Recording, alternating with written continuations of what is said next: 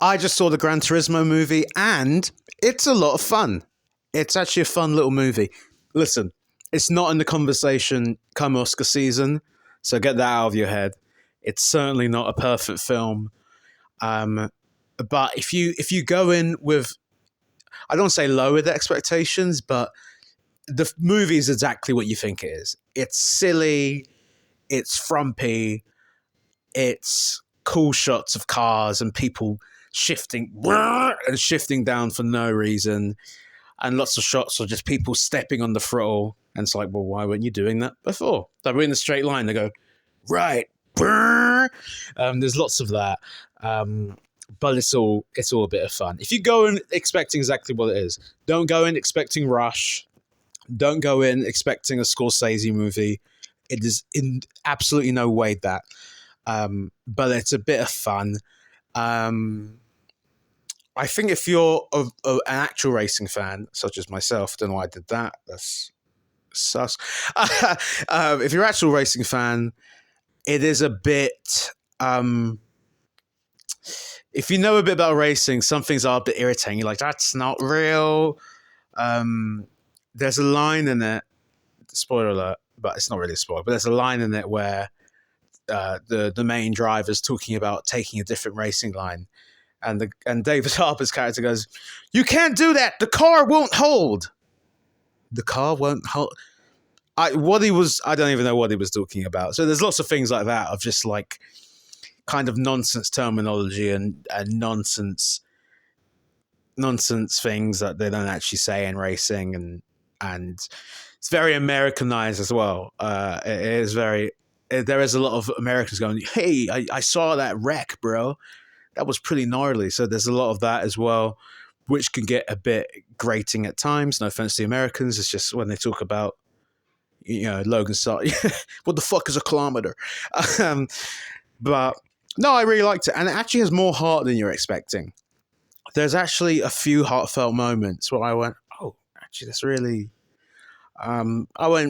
this happened in real life. Well, supposedly happened in real life. I know parts of it happened in real life. I think they took some real liberties with the real life part. There's a thing, this is at the beginning, but when he joins the GT Academy and they're all just like they've just put like 8 beds in like the Silverstone conference room, and that's where they sleep. I'm like, that's not what happens. And then also the main guy, he lives at home with his parents, and then he goes to this GT Academy thing and just doesn't go home the rest of the movie. And you're like, what the heck? And we're supposed to believe he hasn't spoken to his parents in this time. He's just left and just... Anyway, there's a few things where you're like, that, I don't really know what's going on there. There's a really fun car chase scene. I'm trying to keep it vague, but there's a fun car chase scene at the beginning involving his brother, which is really fun. I think it's one of the better kind of racing sequences of the film, actually, more so than some of the other stuff. Yeah, but it's good fun. The cinematography is really good in this movie. Like, there's some really... If you just want to see beautiful, sexy shots of cars driving around this is your movie. There is loads of shots of cars just looking sexy as fuck driving around.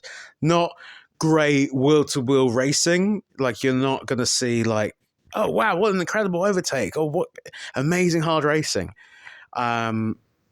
You're not going to see that, but you're going to see some really nice, sexy shots and lots of furry.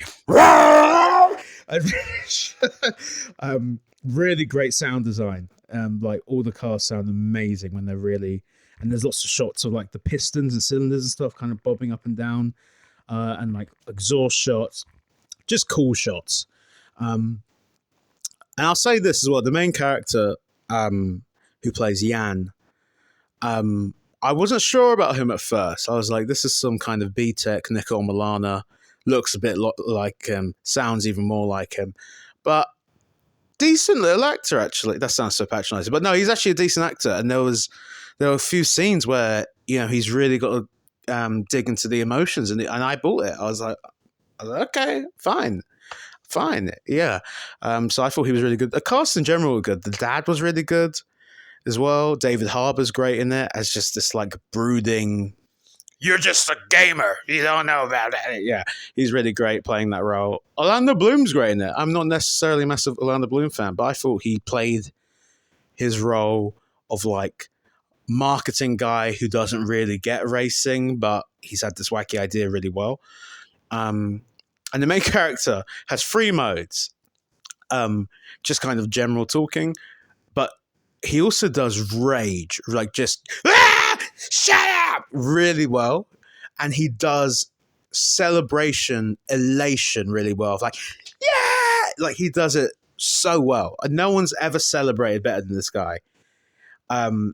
Even Fernando Alonso's like that guy can celebrate, but he does like intense rage really well as well. So it's kind of his character seems kind of bipolar because he'll be super chilled and like monotone, and then just like get the fuck out, or like yes, and like punching the air. So yeah, I'd give it a light 7 out of 10. It's exactly what it is.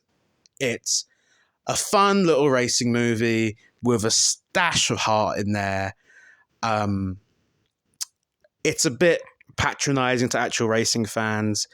They do bash you over the head with the whole you're just a gamer, you're just a gamer. It's like, we get it, he's a gamer, like can we move on now? They do really whack you over the head with that, but it's a good time with good performances. Jerry Horner's in this movie.